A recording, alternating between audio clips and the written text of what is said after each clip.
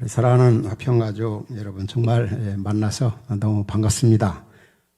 여러분 많이 제가 보고 싶었고, 19년도 12월 21일에 이 교회를 사임하고 제가 파송을 받아 갔는데, 약 한 22개월 만에 여러분의 얼굴을 공적으로 이렇게 뵙는 것 같아요.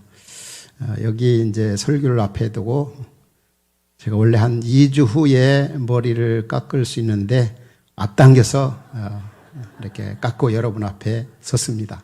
좀 더 젊은 모습으로 또 여러분들을 만나 뵙고 싶어서 저도 마찬가지로 이제 흩어진 화평교회를 시작하면서부터 코로나를 맞이했고 또 계속 코로나 시기 속에서 사역을 아주 변함없이 진행을 했고 또 지금까지 변함없이 사역을 해왔는데 여러분도 겪는 것처럼 쉽지 않죠. 근데 코로나 속에 주신 은혜들이 얼마나 큽니까? 또 우리 화평교회도 늘 여러분의 소식을 들을 때마다 얼마나 감사하고 기쁜지, 또 여러분들 정말 고생 많으셨고 수고하셨고 또 나가 보니까 있을 때보다도 더 실감 있게 우리 화평교회가 참 대단하구나, 우리 귀한 성도님들 참 믿음이 크시구나, 또 흩어진 화평교회도 역시 마찬가지입니다. 참 이렇게 아름다운 교회를 이뤄가는 여러분의 그 모습을 볼 때 얼마나 감사한지 모르겠습니다. 특별히 이제 오늘 귀한 일꾼을 뽑는 공동회의에 부족한 제가 와서 또 하나님 말씀을 나누게 돼서 참 굉장히 기쁘게 생각합니다. 할 수 있으면 좀 메시지를 짧게 하고 싶었지만 오랜만에 이렇게 맛있는 것 좀 준비해가지고 사랑하는 여러분들에게 나눠주고 싶어서 메시지를 준비하다 보니까 약간 길더라고. 그런데다가 공동회의 광고 등 이렇게 시간이 이제 많이 지나가는 것 같아요. 벌써 35분, 37분. 그래서 1부 때도 제가 12시 안 넘기려고 그랬는데 12시가 훨씬 넘어가 버리더라고요. 여튼 이 귀한 이 코로나 시기, 그리고 이제 내일부터 위드 코로나가 시작이 되어지지 않습니까? 그리고 오늘이 더군다나 504주년 종교개혁 주일입니다. 부패한 로마 캐톨릭, 이 부정부패 대항에서 오직 성경, 오직 믿음, 오직 은혜, 이런 슬로건을 내걸고 말로만 개혁을 잊히지 아니하고 행동으로, 행함으로 실천했던 그 개혁자들, 이런 시점에 이 기념주일에, 그리고 위드 코로나를 바로 앞에 둔 시점, 그리고 우리 김정민 목사님 이제 부임한 지 약 이제 2년 거의 되어져 가는 것 같아요. 그런 시기에 새로운 일꾼을 뽑는다는 일이 얼마나 귀한 일입니까? 얼마나 아름다운 일입니까? 하나님께서 우리 화평교회를 통해서 코로나 시기 속에서도 또 지금까지도 놀랍게 역사하셨지만 앞으로도 또 뽑히는 일꾼들, 이미 직분을 받은 분들, 또 우리 사랑하는 성도님을 통해서 주의 놀라운 일을 행하실 것을 기대합니다. 여러분을 통해서 하나님이 큰 일을 행하실 겁니다. 그렇지만 이런 시점에서 한번 우리 자신들을 한번 돌아봐야 돼요. 돌아봐야 되는 게 뭐겠습니까? 내가 정말 예수님을 제대로 믿고 있는가? 지금 성도로서 제대로 지금 살아오고 있는가? 또 내가 예수 그리스도를 나의 구주, 나의 하나님으로 구원받았는가?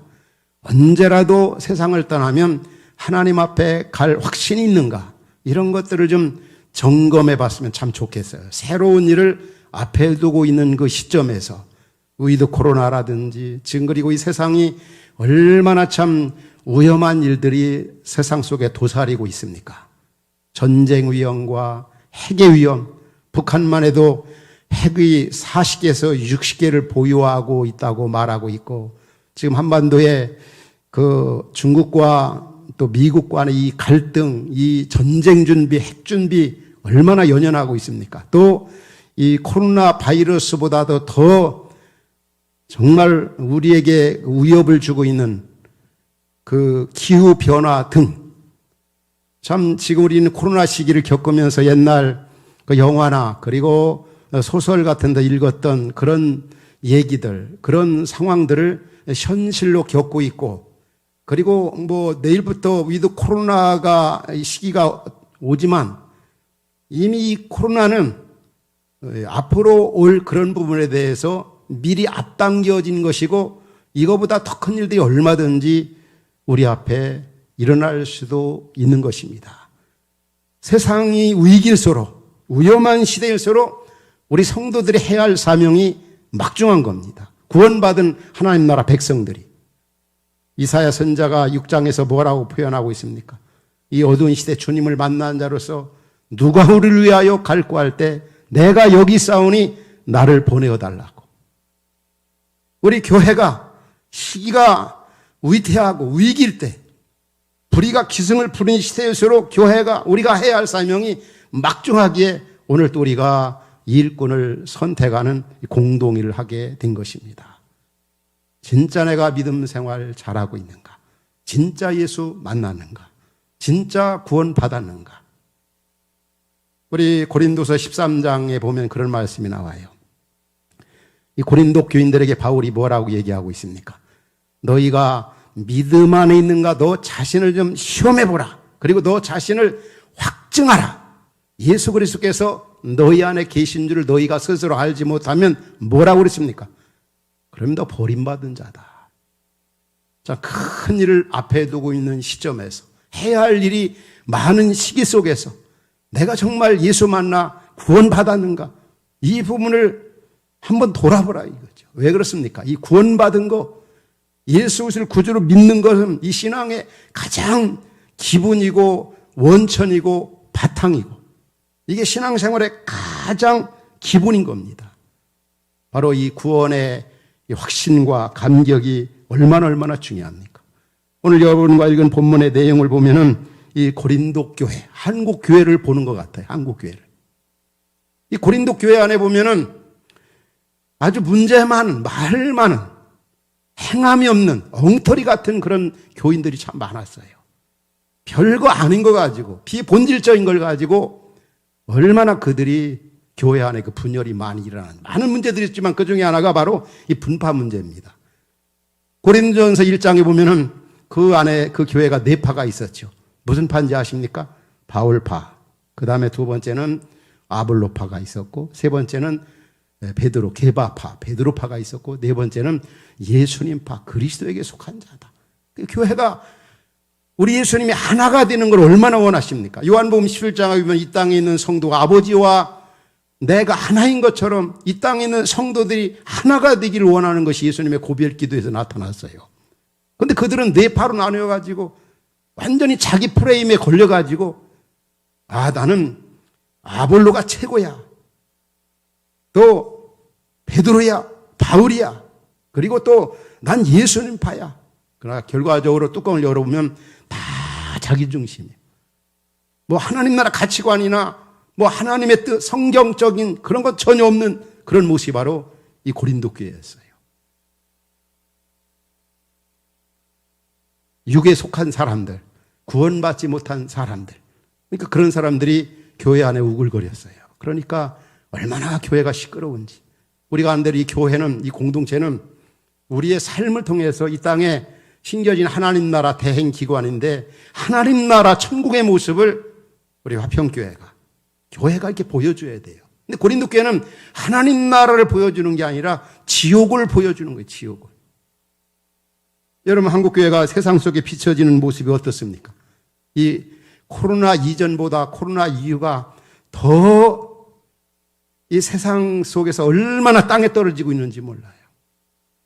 전에는 교회 목사다 이런 면을 때로는 이렇게 드러내고 싶은 그런 때도 있었어요. 전도를 위해서.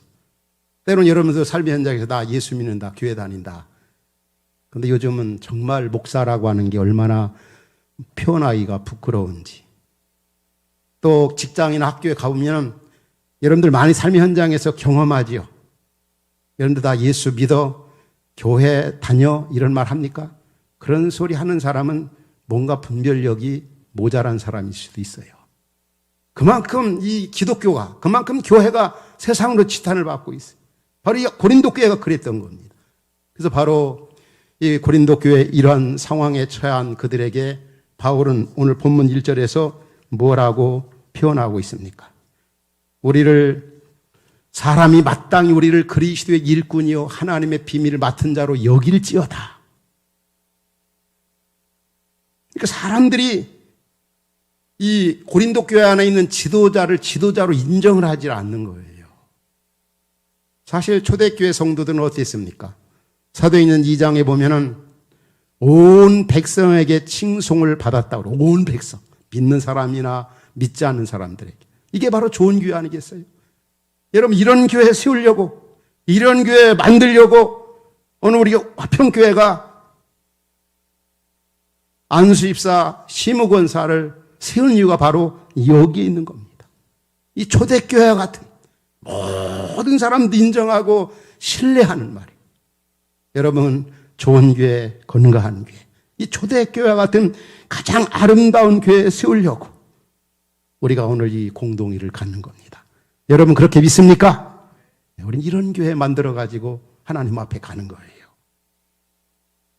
그런데 이 고린도 교인들은 교회 안에 지도자를 지도자로 인정하지 않아요. 자기가 좋으면 좋고, 나와 좀 생각이 다르고 어떤 다른 그 생각을 하고 있다면 그냥 아주 정죄해버리고 상대도 하지 아니하고 비방하고 판단하고. 그래서 바울은 1절에서 우리를 마땅히 그리스도의 일꾼이요 하나님의 비밀을 맡은 자로 여길지어다. 여기 여길지어다라고 하는 그 헬라어에는 로기제스도라는 말, 로기제스도. 이 말은 어떤 말이냐면 정말 일꾼으로 간주하라, 생각하라, 인정하라, 신뢰하라, 믿어주라는 거예요. 특별히 바울에 대해서 고린도 교회는 불신을 많이 가졌어요. 우리가 한 대로 바울이 얼마나 위대한 사람입니까? 근데 바울에 대해서 우리가 무슨 할 말이 있겠어요? 근데 고린도 교인들은 바울이 무슨 사도냐? 요즘 말하면 그런 사람이 무슨 목사냐? 그런 사람이 무슨 선교사냐? 그런 사람이 무슨 장로냐? 그런 사람이 무슨 예수 믿는 권사 집사냐? 이렇게 무시했던 거예요.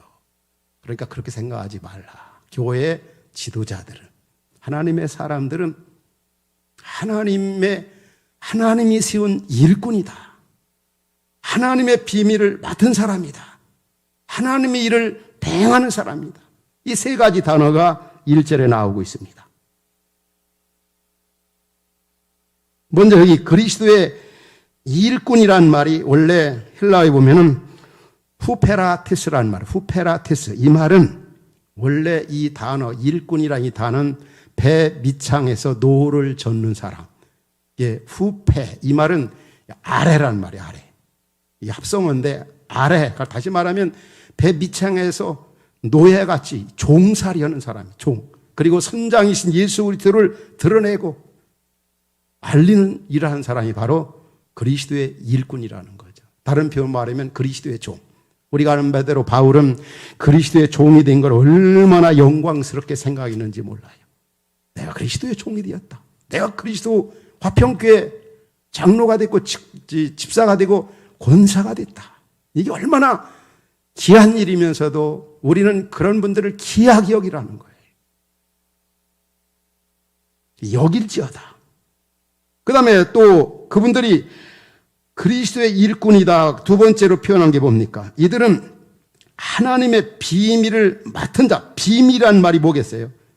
헬라에 보면 무스테리온이라는 말인데 이 말의 의미는 바로 예수님 안에 감추어진 그 비밀, 그게 바로 복음.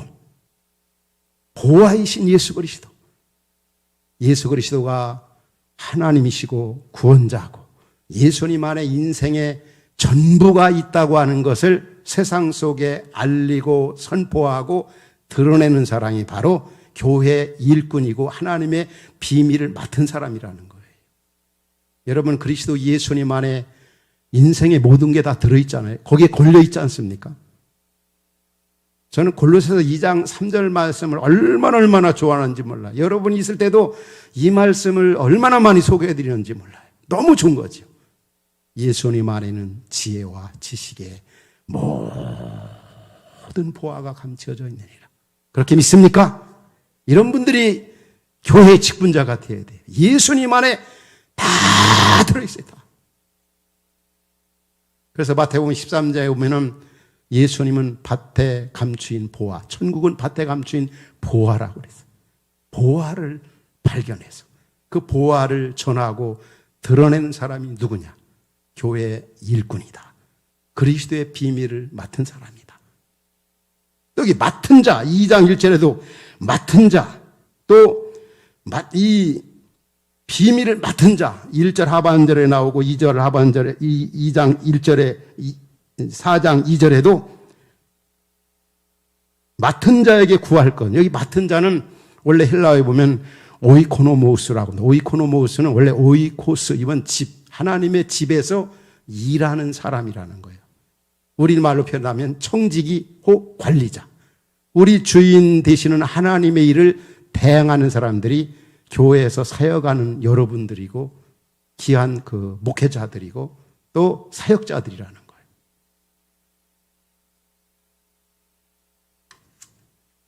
그래서 이 청지기는 특별히 관리자, 맡은 자들은 정직해야 돼요. 아주 지혜로워야 돼요. 근면해야 돼요. 성실해야 돼요. 또 주인의 법보다도 의도를 잘 알아야 합니다. 그런데 고린도 교인들은 그렇지 못했어요.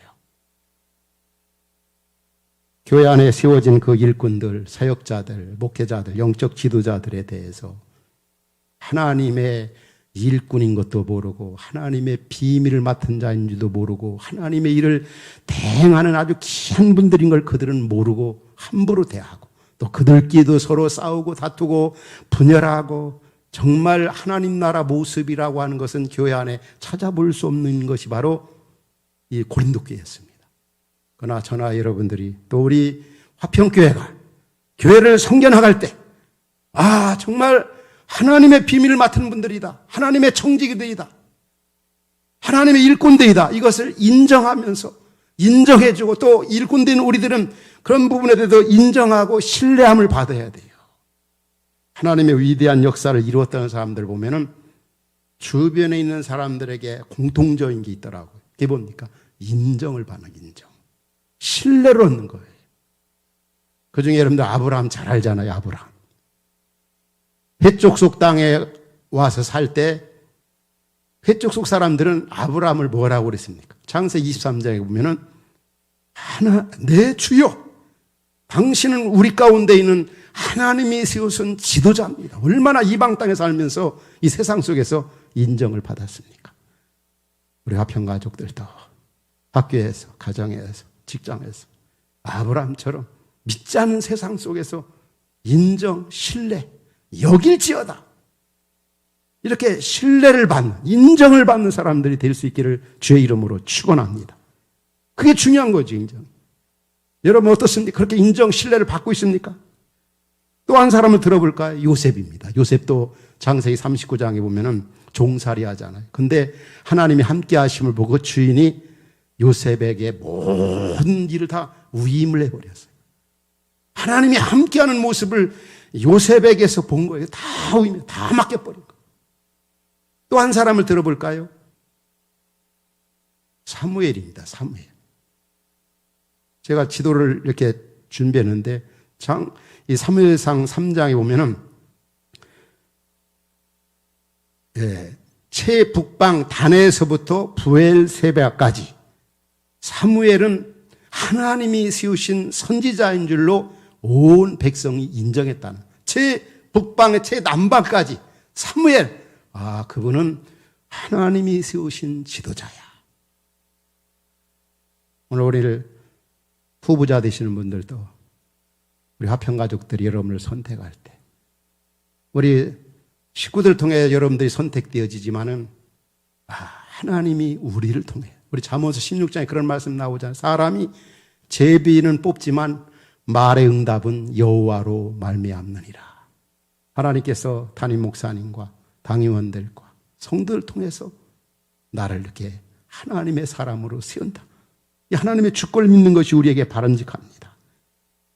2004년도 우리 교회에서 10명의 장로 후보를 선택을 해서 이제 이렇게 선택을 했습니다. 그때 제가 이렇게 사진 있더라고요. 보니까 여기 10명 가운데 보면 50대 초반이 4분이고 다 40대인 분들입니다. 근데 제가 이렇게 10명을 이제 추천해서, 그 당시 장로님이 한 분이었던 것 같아요. 고광석 장로님과 상의해서 제가 오늘과 같이 성도들에게 얘기했습니다. 우리 교회가 정말 아름답게 부흥되어져 가는 그런 과정 속에 이분들 참 신실한 분들이다. 너무 귀한 분들이다. 여러분들이 다 선택을 해줬으면 참 좋겠다. 그때 한 번에 10명 다 장로님들 됐어요. 오늘 저는 60분, 안수 집사 후보로 28분, 또 시무권사로 32분인데 다 제가 얕던 우리 교회를 섬긴 그런 모습들 누구보다도 여러분보다도 잘 압니다. 제가 여기 오기 전에, 얼마 전에 그 명단을 보았어요. 다 보면 오랫동안 이 교회를 섬기고 또 제자 훈련 받고 또 이곳저곳에서 참 섬겼던 그런 분들. 그 제 마음 가운데 이분들은 좀 다 됐으면 좋겠다. 그런 생각이 많이 들더라고요. 뭐 사람마다 약점이나 연약한 부분들이 없는 분들이 어디 있겠습니까? 다 예수 그리스도의 보혈의 공로로 우리가 용서받고 그 은혜로 살아가는 거 아닙니까? 은혜 아니면 살아갈 수 없는 것, 사람들이 우리들이지 않습니까? 그래서 오늘 이제 60분들이 이렇게 이 선택이 되어진다면 이 60분 어떤 일도 다 해낼 수가 있어요. 제가 이 교회 우리 화평교회 있을 때 가정교회를 방문했을 때 또 제자훈련 수료 여행을 갔을 때 그리고 또 이 가정교회 지도자 모임 속에 소그룹 모임에 참여했을 때 제가 그런 생각을 했어요. 이분들만 데리고 교회를 다시 세워도 또 이분들만 데리고 교회를 세워도 정말 훌륭한 교회를 세울 수 있겠다. 그런 생각이 참 많이 들었어요.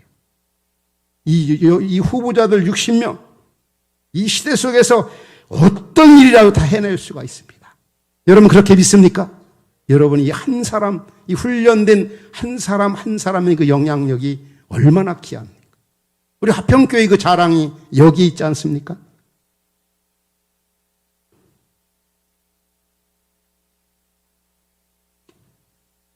우리 맡은 자가 최우선적으로 구할 것이 무엇이라고 그랬습니까? 우리 2절 다 같이 보면 2절 다 같이 읽을까요? 자, 시작. 그리고 맡은 자들에게 구할 것은 충성이니라. 맡은 자들에게 구할 것. 이 청지기들, 하나님 비밀을 맡은 일꾼이 구할 것은 뭐라고요? 충성. 이 충성이라고 하는 그 헬라어의 피스토스는 뭡니까? 이 신뢰와 신용을 나타내는 어떤 형용사적 표현이기도 하지만 하나님과 사람과의 관계에서 아주 신실한 사람, 충성스러운 사람. 주님을 만난 분들의 특징이 뭔지 아십니까? 그 나라, 그 영광, 그 복음을 위해 나를 위해 죽어주신 주님을 위해 살고 싶은, 헌신하고 싶은, 충성하고 싶은 마음이 막 샘솟듯 일어나는 거예요. 이게 예수님 만난 분들의 특징이에요. 예수님 만나고 나면. 저 같은 경우도 중학교 때 예수를 만났는데 그 전에 예수를 만나기 전에는 부자가 되는 것이 소원이었지 않습니까?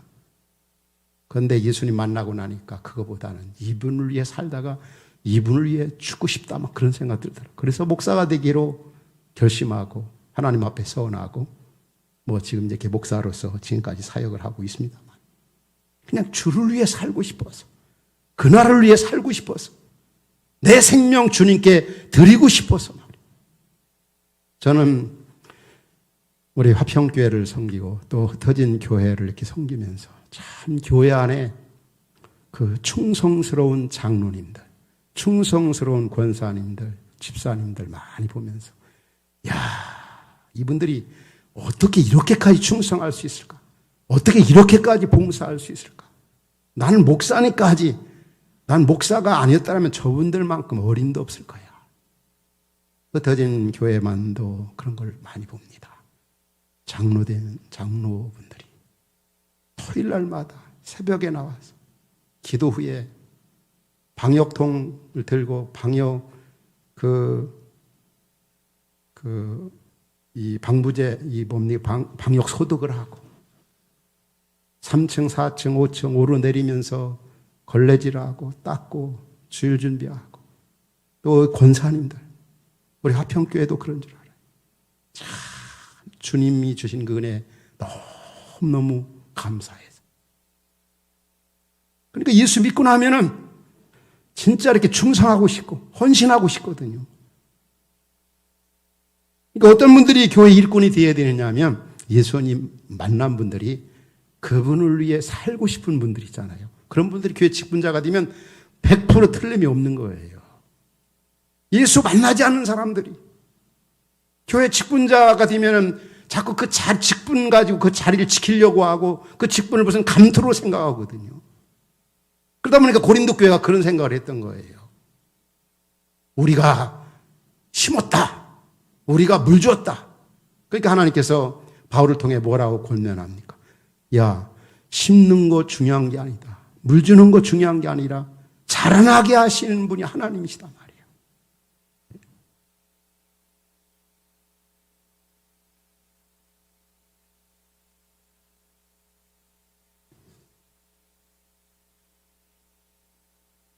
혹 어떤 분들은 저도 여러분들을 섬기면서 많이 그런 경험합니다. 이번에 장로로 혹은 이번에 권사로 이번에 집사님으로 이렇게 좀 후보로 들어오면 참 좋을 것 같습니다. 그러면 대부분이 혹간에 어떤 분들은 그래요. 난 아직 목사님 준비가 안 됐습니다. 저는 부족해서요. 여러분 준비 다 된 사람이 세상에 어디 있습니까? 부족하지 않은 사람이 어디 있습니까? 그럼 또 어떤 분은 그렇게 생각해요. 꼭 무슨 직분을 받아야만 죄를 하나요? 난 직분을 안 받고도 할 수 있습니다. 그것도 맞는 얘기예요. 그러나 우리가 교회가 사역의 어떤 극대화와 또 더 효과적인 그 아름다운 사역의 증대를 위해서는 기능적인 조직이 필요합니다. 그래서 바로 이 직분자들을 중심해가지고 충성하는 사람을 중심해서 사역을 힘있게 나갈 수가 있는 거예요. 근데 그 환경에 그 분위기에 들어가지 아니하면 아무리 이렇게 더 헌신하고 싶고 충성하고 싶어도 그렇게 마음같이 쉽지가 않습니다. 구조적으로나 분위기적으로. 그러나 일단 목사가 되고 가장 총무가 되고 권사가 되고 집사가 되면 내가 받는 가지고 있는 역량 이런 것을 마음껏 드리기에 좋은 분위기, 좋은 환경이 될 수가 있는 거예요. 그래서 우리가 직분을 받는 거예요. 무슨 이게 명예도 아니고 감투도 아니잖아요. 더 좀 주를 위해 살고 싶어서, 더 좀 주의 나라를 위해 살고 싶어서, 더 주님의 영광을 위해 살고 싶어서 우리가 직분을 받는 것이고 받은 것입니다. 또 받으려고 하는 것입니다.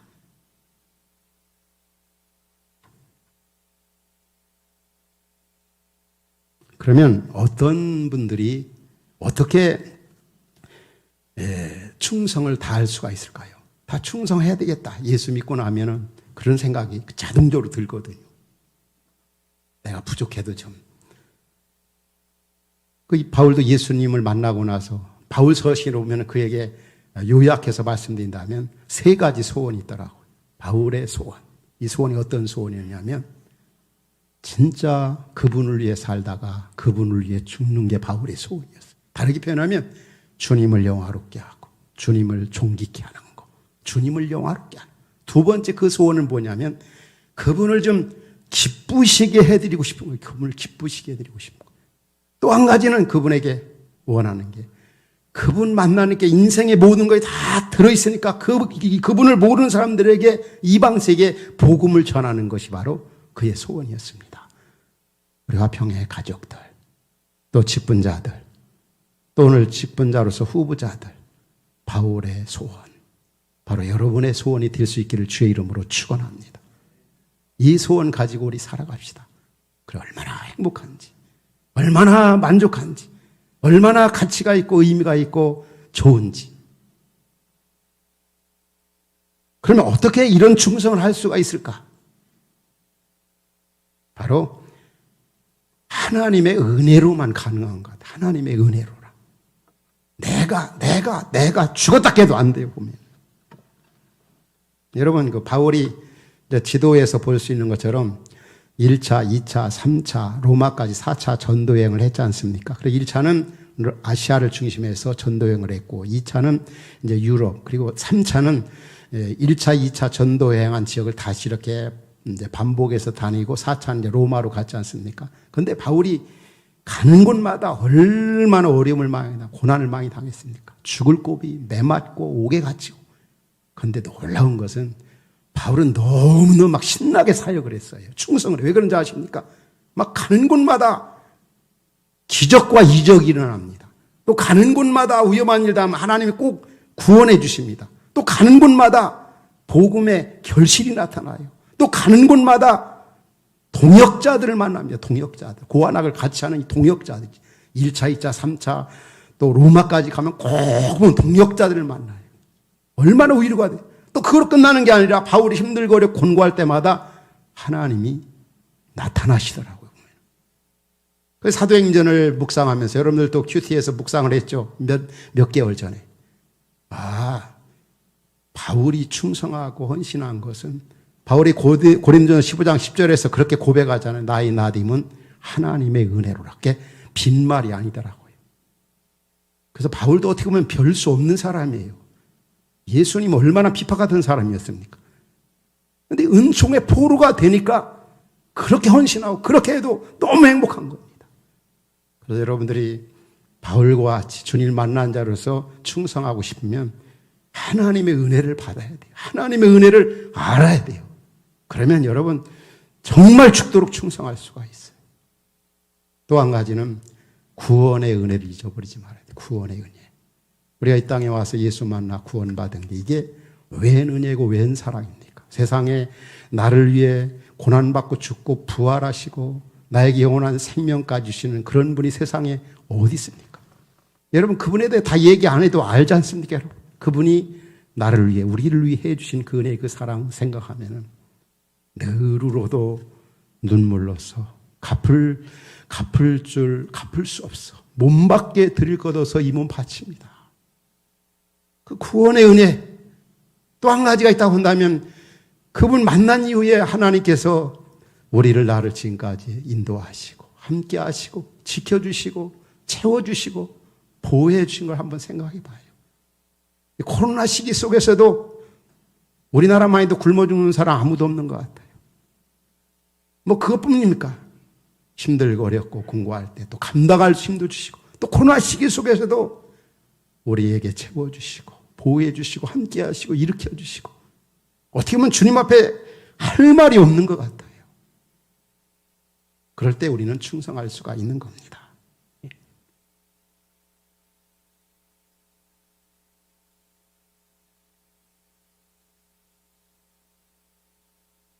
마지막 5절에 보면은 바울이 우리 그럼 어느 때까지 충성해야 되는가? 어느 때까지? 때가 이르기 전 주께서 오시기까지 아무것도 판단하지 말라. 그분이 오시면은 감춘 것이 다 드러나고 우리의 마음 행한 대로 다 그대로 갚아주신다. 주님 다시 오십니다. 이 종말 신앙. 바울은 늘 주님 오신다. 또 주님 앞에 언젠가 간다. 언젠가 부활의 주님 만난다. 있을 때 잘하자. 힘 있을 때 헌신하자. 건강할 때 충성하자. 늘 마지막 채워. 여러분 코로나 시기를 보내면서 하나님 주신 메시지가 참 많죠. 우리 인간이 참 연약하다. 진짜 연약하구나. 또 한 가지는 참 우리 인간이 참 불안하구나. 또 한치 앞을 내다볼 수 없구나. 그래서 우리가 언제 하나님 앞에 설지 몰라요. 언제 하나님 우리를 부르실지 몰라요. 젊다고 남일처럼 생각하지 말아야 돼요. 나이 드셔가는 분들은 옛날에는 나이 드는 것을 남의 것으로 생각하고 먼 곳에 이렇게 있는 것처럼 느껴졌어요.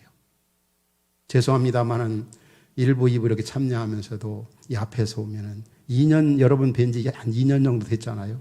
그때보다도 많이 세월 흘렀구나. 많이 벌써 머리가 저렇게 많이 휘어졌구나. 참 인생의 어떤 세월의 흐름을 많이 느끼게 됩니다. 항상 우리는 최후 마지막을 생각하면서 충성을 다하는 게 얼마나 중요한지 모릅니다. 그래서 여러분들 기회 있을 때 충성해야 돼요.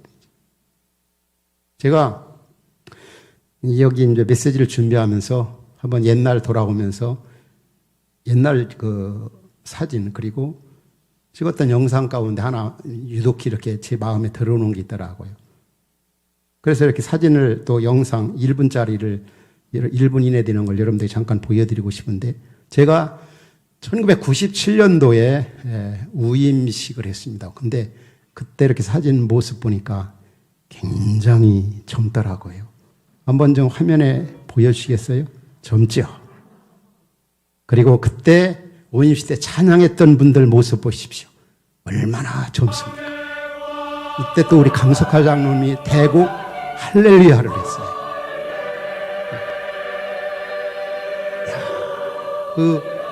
그러면 16주년이면 지금부터 한 18년 전입니다. 18년의 그 모습. 그리고 16주년 때는 바로 우리 그때 찬양대회를 했어요. 그때 박미종 장로님이 기억하기에는 사위를 맡았어요. 근데 각 기관들 찬양했거든요. 어르신들 찬양하는 모습. 보세요. 손 흔들기로 했는데 어느 분들은 그걸 모르고 있다가 지금 계속 손 흔들기 시작합니다. 근데 여기서 노래하시는 분들 보면은 벌써 3분, 4분이 하나님 앞에 갔고 5번 정도가 요양원이나 몸이 약해서 교회 못 나오고 3분 정도만 교회 이렇게 출입하시는 것 같아요. 이런 모습을 보면서 어떤 생각이 되어집니까? 야, 힘 있을 때, 기 있을 때 충성해야 되겠구나. 이번에 제가 그 유인물을 받아보니까 60분 중에 40대 그리고 50대가 3분의 2고 또 40대가 3분의 1이더라고요. 나이적으로 보면은 정말 충성할 만한 때, 최고 충성할 만한 때. 여러분 그 오승근 씨 노래 가운데 보면은 그 히트곡 있잖아요.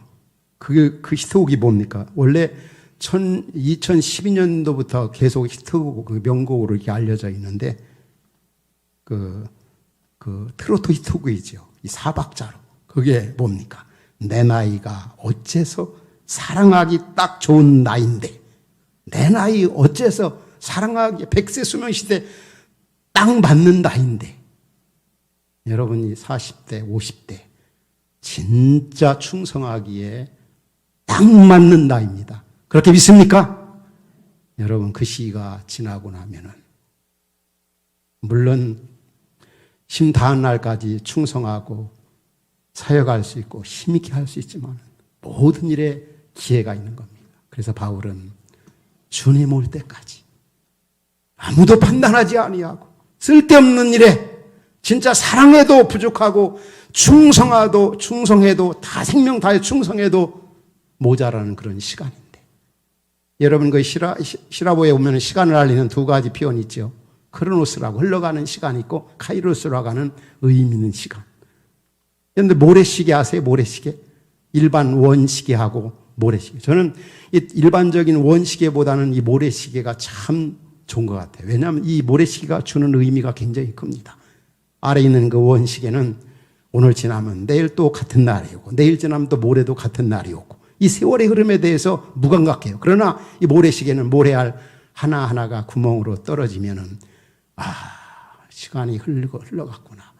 또 계속 떨어지고 또 모래알이 떨어지면은 이제 남아있는 시간이 얼마 안 되는 거. 내 인생 얼마 남지 않았구나. 참 세월이 빠르구나. 또 아래 떨어진 그 모래알은 우리 인생의 어떤 발자취를 보여주는 것 같아요. 내가 지금까지 어떻게 살아왔는가. 오늘 우리는 참 역사적인 귀한 순간 속에 살고 있습니다. 여러분 앞으로 남은 때 어떻게 살고 싶습니까? 어느 때까지 충성하고 싶습니까? 바로 주님 오시는 그날까지.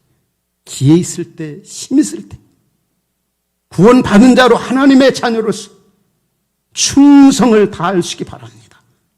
하나님의 일꾼으로서, 또 하나님의 비밀을 맡은 자로서, 또 하나님의 청직으로서 충성을 다해서 주님 오시는 그날에 잘 잘하였도다. 너 정말 잘했어. 내가 너에게 많은 걸 주겠다. 그리고 내 주인의 즐거움에 참여할지어다. 이런 은혜가 우리 말씀을 받은 우리 화평가족 여러분 모두가 될 수 있기를 주의 이름으로 축원합니다. 기도하겠습니다. 하나님 아버지, 오늘 또 공동회를 앞에 두고 또 공동을 해가면서 또 위드 코로나 시기를 앞에 두고 말씀 주시니 참 감사합니다. 주여, 구원받은 자로 하나님의 자녀로 하나님의 비밀을 맡은 자로 청직으로서 주여 충성을 다하게 하여 주옵소서.